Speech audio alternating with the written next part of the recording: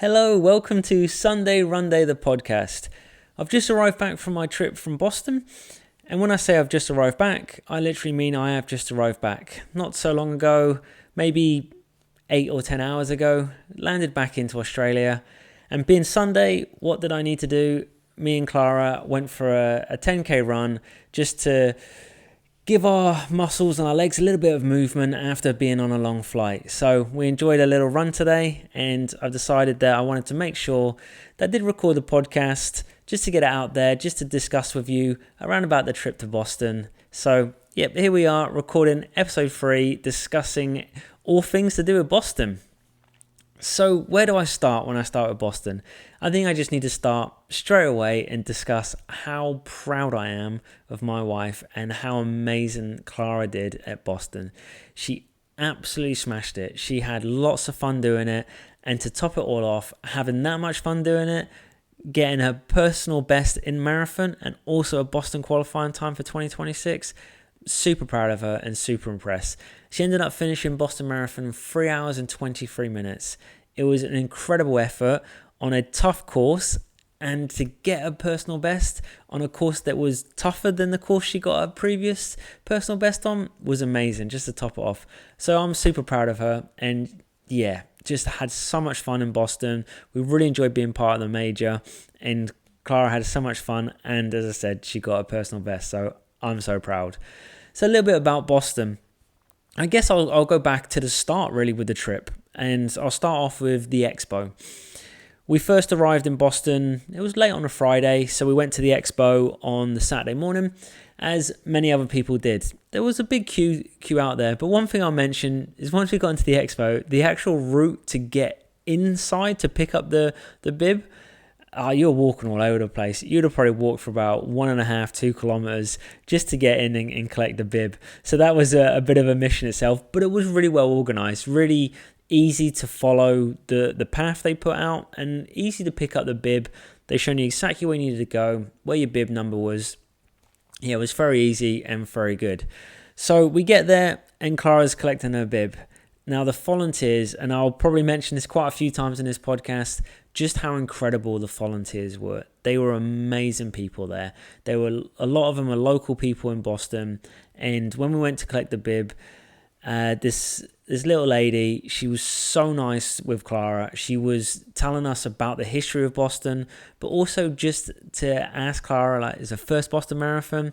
She said yes, and she made such a big deal out of it. They made her feel so special that it was her first Boston Marathon. That was really cool to be a part of and see the actual community really embracing the runners. So Clara collected a bib. She was super excited, and it was such a cool and surreal feeling just to see her there with her bib and just getting ready for the race.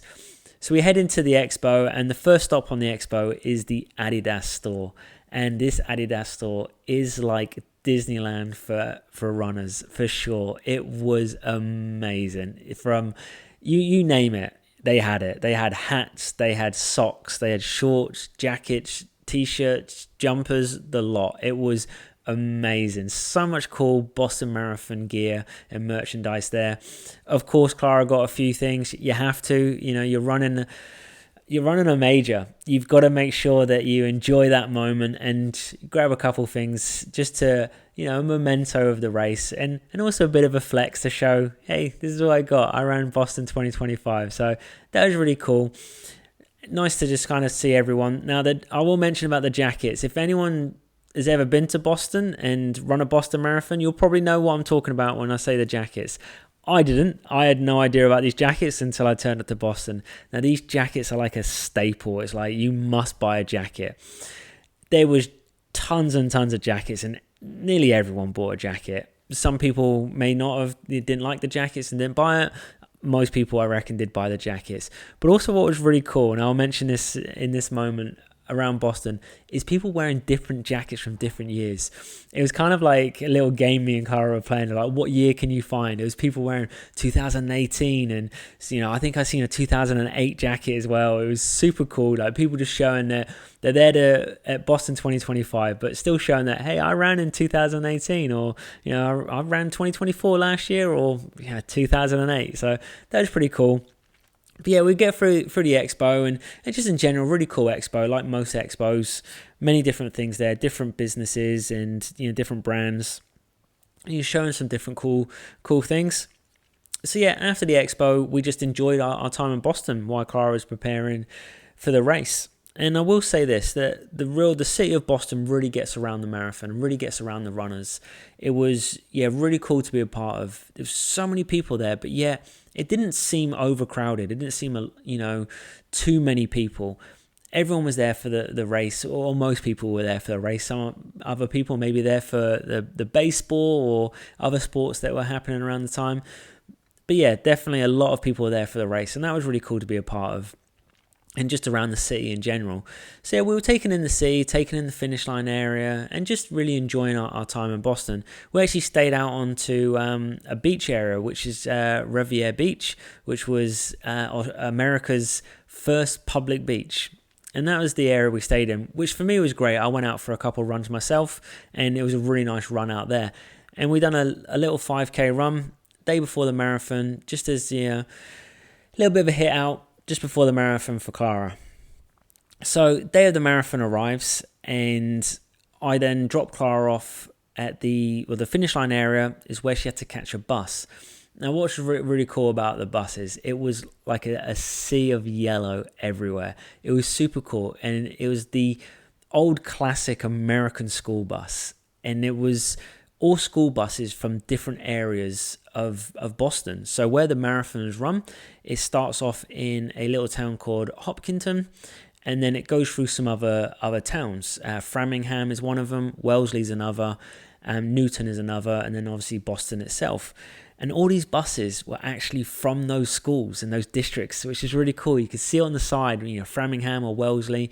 So that was really cool just to see all these buses. Now again, super well organized. Everyone, all the volunteers there were showing you where you needed to go. There was no confusion. I don't think we were confused of where we needed to go at all during the whole time there. Everyone was super friendly, super informative, really well organized. And as I said, the volunteers, again, I'll mention, they were amazing. They were early morning, they were super bright, super positive, giving, those positive vibes to all the runners there. So we grabbed a coffee, and then Clara had to get on the bus. So seeing Clara off, and that was cool, a little emotional just to, Clara's going down by herself. She's heading down on the bus, and next time I'll see her is during the race. But she said it was really good, really well organized, and then she headed off down there at the start of the race. Now, I'll talk a little bit about as a spectator's view, and then I'll kind of track back onto Clara and her view as a runner. So as a spectator, the night before, I was looking at the route. I was looking at the map, and I don't know Boston very well. I've only been in Boston for a couple of days, so I don't really know where the route is going, and I don't know the public transport system, and I know there's a lot of roads that are closed during the marathon. So I'm looking at the map and thinking, where's the best spots that I can see Clara? Now, I will mention this. After reviewing quite a lot, and after my experience at Boston isn't a place to see a runner multiple times. It's very difficult. It is really difficult to see, for us to see Clara at many different spots is what I wanted to, just because of the way the public transport works, also the road closures to be able to drive there, and also the timing as well. You kind of got to get the timing right, and that can be a challenge in itself. So after I dropped Clara off, I had plenty of time to go back, collect Clara's parents, because Clara's parents were visiting to watch her run as well, and then we were going to all head down there and see Clara. Our plan was to see her at the 10 to 11k mark as the first time we'd see her, and that was really easy. We got on the train, headed down to a town called Framingham, and we had plenty of time. We got there, we had a nice little spot, and we were very lucky to see Clara running past around about 10 and a half kilometers, and she was looking great. I did post a video on my Instagram if you did see it. As she was running there, it was really cool to see her. She was running really well, and she had a big smile on her face, and the support around the area as well was amazing. As I said, I took the train down to Framingham, and on the train there was multiple spots you could see the course, and you could see the support. And I will mention this, the Bostonians come out. They really did come out. There was a lot of people out there supporting, friends, family, or even just supporting the runners. There was locals out there that were just in their town, going out on their early morning, having a coffee, having something to eat, and just supporting runners. That was really cool. Really, really nice to see. So yeah, we got to Framingham and there was so many people there. But we got a lovely spot, and let's say, seeing Clara on our way. Now my next plan was to see Clara at the half marathon mark. I was thinking I could get there. It's a place called Wellesley. Now, Wellesley's quite famous. As I said, I read up a lot about Boston while we were there. And Wellesley Scream Tunnel, as it's called, is very famous because the Wellesley College area, they get really noisy around that area. And we could see it as we were on the train and thought, that's the spot we're going to go. That'd be really cool. Lots of people around. Great vibe around there. We'll see Clara around about the half marathon mark. Now, as I mentioned, Clara hit her personal best. Clara ran super well and she was running fast. And it's safe to say Clara was faster than the train. I got back on the train and the train wasn't moving very fast. And I'm looking at the Boston Marathon app, which I will mention is a really good app, tracked really well and very accurate. And I'm just seeing Clara's going 15, 16, 17k. I'm back on the train at 12, 13k mark, and I'm thinking, I don't think we're going to make it in time. And I was talking to Clara's parents and I was saying, I really don't think we're going to see Clara at the half marathon mark. But then there was another stop after, around about 24k. I thought maybe we'll get there. So I was hopeful, but again, the train was just not moving. It was not moving very fast. So I was kind of thinking, are we going to get there in time? And I don't think we did. I was looking at the time, I was looking where Clara was getting to, and Clara was just that faster. She was just a step in front of us all the time. So we didn't get to see Clara at the half marathon mark, which was very disappointing from a spectator point of view. I really wanted to be there to support Clara and push her along the way, especially around the half marathon mark, where she might be tiring a little bit. But we didn't get to see her. We then headed to the finish line. Got to the finish line, and again, everything super well organised. Spectators were in their thousands. There was so many people around the finish line, but it was really nice and organised as well. There was no one pushing people around. There was no one trying to get in front of other people. When we got there was a bit of a space, but we mentioned to the group around that, we were waiting for, Clara to come through, and they said, "Oh, let us know, and we'll let you go to the front so you can see her." So everyone was really nice and friendly and supportive. So we were talking to them and saying, "Look, I think Clara's going to be here in, 3 or 4 minutes." So we were there at the front. And just as Clara come round onto Boyston, on the finish straight there, I could see her coming. And me and Clara's parents, we were screaming at her. And when I say screaming, I was shouting as loud as I possibly could to get Clara's attention. We had signs and everything, but Clara was in the zone. And when I say in the zone, she was just dead focused straight ahead. She was not thinking about anything else other than that finish. And as I said, she was running super well. She didn't even hear us. She didn't even look at us. She was gone straight to the finish. But it was a really cool experience. Really cool to see Clara there at the finish line. And so it's about 100 meters until the finish itself, where we've seen her, and that was really cool. Just for us to experience that. So we got to see Clara at the end, and as I say, can't be more proud of her after the race, and just super happy to be able to see her on those moments. So as I mentioned, Boston's probably not really a spectator-friendly course for multiple times to see someone, especially if they're a quick runner like Clara or the elite athletes out there. You'd probably only get to see them once or twice, and it's about picking and choosing. I think looking back now, if I was to do it again, I'd have just probably picked the half marathon mark and then the finish, but we picked the 10k and I wanted to get there, see Clara early, and unfortunately she was just a little bit too quick for us to see her at the half marathon mark. We got to see her at the finish line. But as I say, from a spectator point of view, I think Boston's amazing. I really do. I think the community around Boston is incredible. The people there were amazing.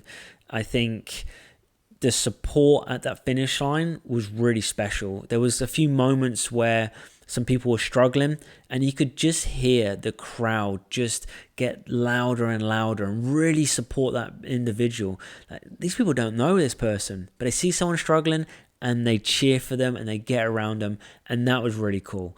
That is what I think is something very special about Boston. and let's say there's probably many other marathons around the world as well, but just from my experience in Boston, that felt really special. The way people were supporting people just as they were struggling towards the end, it was incredible to see. And then as a spectator as well, seeing some of the elite athletes. I only seen the elites once because they're pretty quick, and I just seen them as I was heading down to meet Clara there. But the elites were amazing, impressive and just to highlight a little bit, obviously John Cure, he did win the 2025 Boston Marathon. He actually fell at the start line, and I only realized that afterwards, looking back on it. I've seen the Boston Marathon posted on Instagram there from falling at the start to winning it. I was like, oh, what happened here? So I checked out on the internet, and there's a couple of videos around. You can see, around about 50 meters into the start line, he just gets caught in a bit of a crowd in the middle, and he takes a tumble. But he pulled himself up, dusted himself off, and then got there and won the Boston Marathon. And it was actually 13 years ago his brother won the Boston Marathon. So him and his brother now become the first siblings ever to win Boston Marathon. So that was really cool. That was something really, impressive to see. And just to see someone like John Cure as well, who just gets quicker as he goes on as well. Just as, myself, I tire as I get closer to the end. Nah, this guy, he just gets faster. And I think it was the third fastest course time at Boston as well. So, super impressive. And then Sharon Lokedi, she won the women's Boston Marathon. And she actually won it in a course record, I think 2 hours, 17 minutes. So, super impressive. These women were amazing. And Des Linton, she actually finished her marathon career as her last race in Boston. She won Boston Marathon, I think it was 2018 from memory. I might be incorrect there, but I think it was 2018 she won the Boston Marathon, and then she finished a marathon career, her last one there, and that was really a surreal thing to be around. There was a lot of people cheering her on, and that was cool. So, spectator point of view, super enjoyed Boston. Really enjoyed to be around and to see, let's say, not only the elites, but to see all the walks of life. Like I mentioned in the podcast before, we all have reasons for running. We all have different stories. And there were some really impressive stories out there. One story that stuck out to me a little bit was, as we all know about the Boston bombings, there was a young girl that was at the finish line with her father when that happened all those years ago. And all the years later now, she actually run the Boston Marathon with her dad. So, an amazing story, incredible journey that they've been on, and Boston in general have been on an incredible journey after the bombing. So, those stories are out there, and that was really cool to be around. And just hearing other stories from being there, Clara hearing some stories from people she spoke to, and myself from speaking to some other spectators and hearing stories of the people they're supporting. As I mentioned about running, it's all about, we've all got a running journey. We've all got stories around why we run and the reasons why we keep running, but also, why we're there supporting people, and, to hear those stories of people supporting their wives, their friends, their loved ones. It was, really, really cool to be around. So let's circle back and talk about Clara's experience a little bit as a runner. So I guess I'll go back to the experience a little bit about the expo, as I mentioned already, collecting the bib. That was a really cool experience for Clara. I think that moment of getting the bib, having that in her hand, it was super cool. I could just see the excitement on her face, and she was so happy with that. But I go back to the night before the race. We sat down and we were having dinner, and we were talking about what was to come. And Clara was very nervous, and I think all of us are when we run a marathon. We all have those nerves and those jitters before. 42 kilometers is a long time to be out there running for. So she was very nervous, and we had a really good conversation. And all the conversation was around was enjoy it. You're here. You've done all the hard work. Clara had done the hard work to qualify for Boston, but then the hard work of training, all that training that she's put in. She's put in a great training block, and we're here. We're here in Boston. Just enjoy it. It doesn't matter if you finish in a personal best time or in your worst marathon time. It doesn't matter. You're going to finish a marathon. You're going to finish Boston Marathon, and you're here at a major. So enjoy it. There's no pressure. And I think that was really the start of when Clara realized that, there is no pressure. There's no pressure whatsoever. She's just got to go out there. She's just got to enjoy running Boston. And she did. And she absolutely loved it.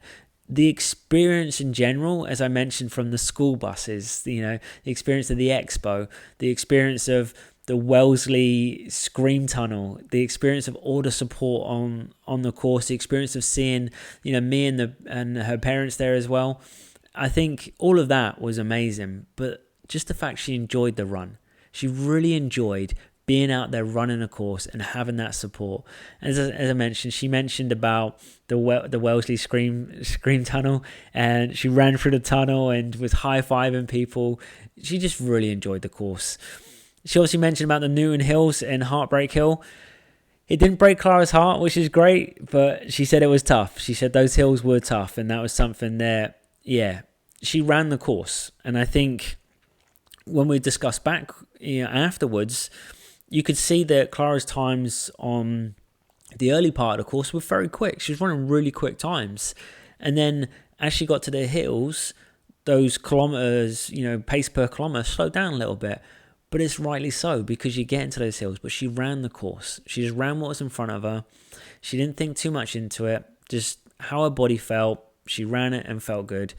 And then, she did feel really good. To get a 3:23 is amazing. And then on top of that, what was the most exciting part of it, regardless of the time, was the fact that Clara was able to run the whole marathon without stopping. And sometimes we do stop. I've stopped many times in a marathon where I've either stopped to get a little bit of water and just take those extra 20, 30 seconds that maybe I need. My legs are getting tired, and, sometimes you have to take those minutes, to yourself just to regain yourself a little bit. Your legs are tired or you're mentally exhausted. Grab a little bit of water and then kick on again. I only had a couple marathons where I've been able to run the whole time without stopping. But for Clara to have that experience and have it at Boston, that was really surreal and really cool. So I think, on top of that, on top of obviously getting a personal best, on top of getting a Boston qualifying time for next year, just running the whole time was great. And the experience afterwards, obviously getting the medal, and it's a super cool medal. If you haven't seen it already, go and check on the Instagram page of Sunday Run Day, the podcast. I've got a lovely picture there of Clara holding the medal. It is a super cool medal. The unicorn is there for everyone to see. That was really cool. Just a moment of Clara getting that medal, going through, picking up the blanket afterwards, and just the whole experience of the aftermath and seeing us at the end there. It was really cool. One thing I will mention is there was many places doing free engraving of the medal as well, which I thought was a really nice touch for Boston. We actually went to Saiconi. They had it there. And just to have it engraved in the back there with Clara's name and the time, that was a really cool thing. A nice little added bonus at the end. So in all, we thoroughly enjoyed Boston. We thoroughly enjoyed being part of the first major. Clara ran super well. We had lots of fun there. It was great to see so many people and talk to other people there at the major. Now, obviously, Clara has got a Boston qualifying time for next year. I did mention I do have a time that I'm able to apply for, but I would like to obviously make sure I run a little bit faster to try and guarantee myself there, and love to be there next year. And I think for me as well, being around that major definitely adds that fuel to the fire and gives me that more fuel, as I said, to the fire there, just to really want to get to the major and motivate myself a little bit more and, think, what can I do better to try and get to that major? So, that's for me to do now and looking forward to it. But, all in all I can say was Boston was amazing. We had a great time doing it. And speaking of, obviously, the majors, we have London. As I record this now, London's only a few hours away.